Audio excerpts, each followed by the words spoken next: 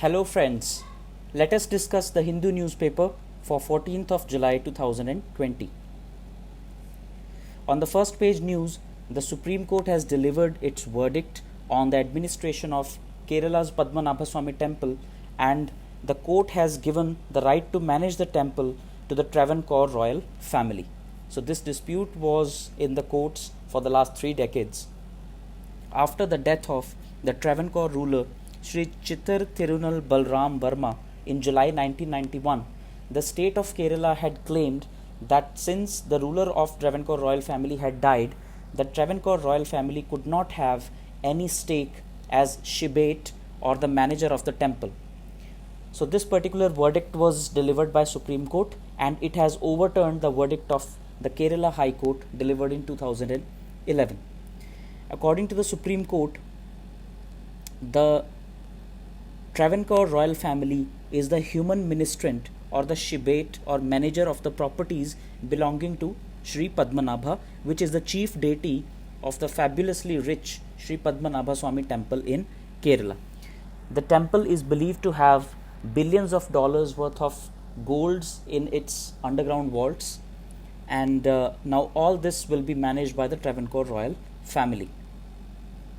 So the court has also directed the setting up of an administrative committee which will look after the day-to-day administration of the temple, and it will have the Thiruvananthapuram district judge as its chairperson, and the other members would be a nominee of the trust of the royal family, the chief tantri of the temple, a nominee of the state, and a member nominated by the Union Ministry of Culture.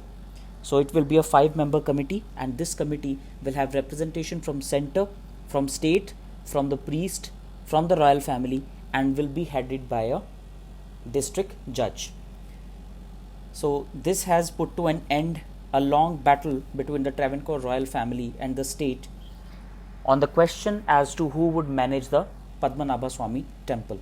So now this almost $20 billion worth of temple will be managed by the Travancore royal family. In a significant news, Iran has dropped India from the Chabahar rail project, citing funding delay by India.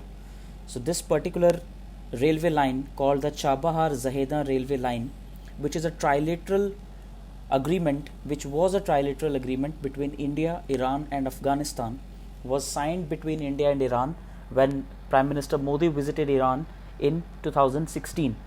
So it was then hailed as a strategically very important project between India, Iran and Afghanistan.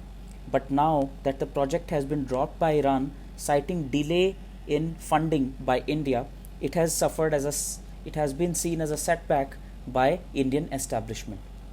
Also, Chabahar port, which is significantly important for India from strategic point of view, since India is of the opinion that China is encircling India by creating assets, whether land-based or port-based assets in various countries that encircle India, thereby making a ring around India to encircle India, and in case both these countries go on a war or are on odd terms, then India will be at a disadvantage because China will be encircling India from all the sides. So that perception has now been strengthened further because India was developing the Chabahar port in Iran as a counter to the Gwadar port in Pakistan, which is being developed by China. So as a response to that, India was trying to have a Chabahar port in Iran, but now with the cancellation of this project, which was of a strategic importance, India has lost a very important partner in the Middle East. Coupled with that, the timing of this particular deal is much more, the timing of this particular cancellation is much more important, because at the same time, China and Iran have signed a strategic partnership or are on the verge of signing a strategic partnership worth $400 billion. So that shows that Iran, which was strategically very important to India, has now been taken away from us by China. And in this particular regard, there is also another news item. Iran and China set to clinch a 25-year deal. So this is the same $400 billion strategic partnership deal, and both the countries are set to sign it. It is being called 25-year strategic partnership, which will include Chinese involvement in Chabahar's duty-free zone, an oil refinery, and possibly a larger role in the Chabahar port. So this totally goes against the Indian perception of Chabahar port, because India was developing this port as a counter to Chinese influence. But now with the entering of China into this particular port, India's plans have taken a bad hit. This particular plan is being called the Comprehensive Plan for Cooperation between Iran and China. What is even more disturbing is that India took charge of operations at one of the terminals on this port in last December, but now Iran has decided that this terminal would be leased to China. So this is a really significant development and a very bad thing for India, that Iran has proposed a tie-up between the Chinese-run Pakistani port at Gwadar and Chabahar. Also, China is getting interest in the Bandar-e-Jask port of Iran, which is merely 350 kilometers away from the Chabahar port. So this does not go down well for Indian establishment, and it will also have severely bad impact on India-Iran strategic ties. Whether this deal goes ahead remains to be seen, and how will Indian establishment react to it also remains to be seen. In the main editorial on the editorial page today, there is an analysis of the monsoons of this particular year. So this year we have received fairly perfect monsoons. So these are very good monsoon averages by the standards of relativity. Monsoon has set in at a perfect time, that is the textbook time of 1st of June, and it has covered the entire country at a record pace. That is, by June the 25th, the entire country has been covered. So it has broken the speed limit with which the entire country is covered. Also, not only speed but even the distribution is fairly even, and the entire country has been almost evenly distributed. There is just 3% of expected deficit in the northwestern India, whereas in eastern, southern and central India there is 13 to 20% of surplus in monsoon rainfall. But the article says that though June has been fairly perfect, the months of July and August will be very crucial, because the 2/3 of total monsoon rainfall happens in these 2 months. So if this particular perfection continues in the next 2 months, that would be really good for the production of kharif crops in India. However, the article also points out the difficulties and various types of technical and other type of constraints in accurately forecasting the monsoons. So this has come as a setback for Indian Meteorological Department, which has not been able to reliably forecast the advent of a break or how long it can last. So this is what is analyzed by this article, and in the end the article concludes that short and medium range forecasts need to be strengthened and effectively communicated to the people so that they can make arrangements accordingly.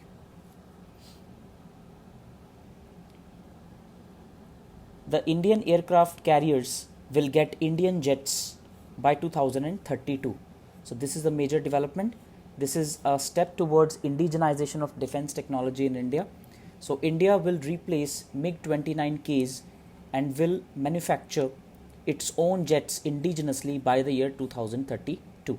Navy is also looking to revise its tender for 57 carrier-based jets downwards. So Navy has decided to cancel the contracts that have been awarded to foreign firms, and it has decided to indigenously develop these jets.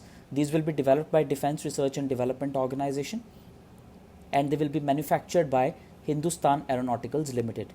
These will be twin engine aircrafts, and they will be deck based or carrier based aircrafts, which will be deployed on 2 aircraft carriers of India. One is INS Vikramaditya, which is currently in service. So Indian aircraft carrier INS Vikramaditya is in service.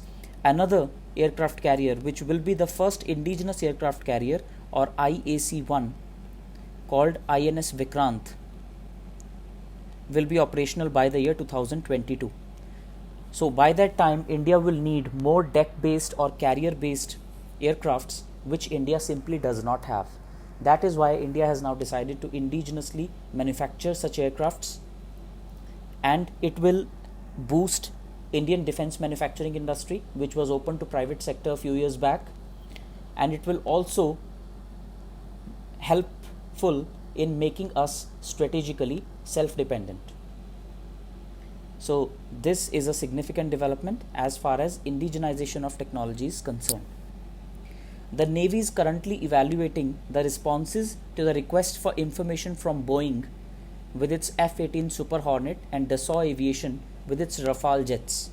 So these are the two type of jets which India has already ordered from US-based company Boeing and French-based company Dassault. Both companies had stated that their jets can operate off the ski jump of Vikramaditya and in future the Vikrant. So both the companies have claimed that their jets, F-18 Super Hornet and Rafale respectively, have the capability to operate from a aircraft carrier. But Indian Armed Forces or Indian Navy will send a team to the US Naval Air Station in Maryland to witness a demonstration by Boeing on this particular capability.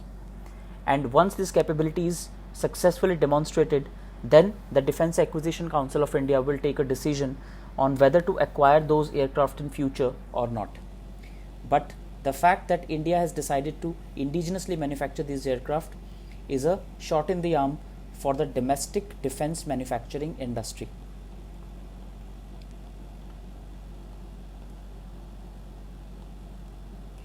So there are some important words in today's The Hindu newspaper. First is bifurcate. So bifurcate means to divide into two. Bifurcate, bi means two and furcate means to divide. So to divide into two is bifurcate, and also there is a word called trifurcate, which means to divide into three, because tri means three. So bifurcate, we have an example. The state of Jammu and Kashmir has been bifurcated into the union territories of Jammu and Kashmir and Ladakh. That means the state of Jammu and Kashmir has been divided into two union territories of Jammu and Kashmir and Ladakh. The second word is emissary. Emissary means an agent or a spy or an undercover who is sent to do some particular task. So the sentence in which it is used is, Congress leaders sent emissaries to Sachin Pilot to convince him. So the sentence was that Congress leaders Rahul Gandhi and Priyanka Gandhi have sent emissaries to Mr. Sachin Pilot to convince him. That means they have sent their emissaries or their agents or their spies to convince Mr. Sachin Pilot. Another word is exchequer, which is used fairly commonly. Exchequer means the treasury. The treasury means the accounts or the fund of the government. So exchequer means the government's fund or the government's treasury. So the sentence is, the COVID-19 pandemic and the resultant lockdown has caused a dent in the state exchequer. Causing a dent means to deplete drastically. So causing a dent means that the resources in the exchequer have been depleted excessively because the government is pumping a lot of money into the system to revive the economy, whereas the taxes are at present low. Therefore, COVID-19 pandemic and the resultant lockdown has caused a dent in the state exchequer. This is a sentence. So bifurcate, to divide into two. Emissary means an agent or spy, and exchequer means the treasury or the government fund. So thank you everyone. This has been the news analysis for 14th of July 2020. Thank you for watching.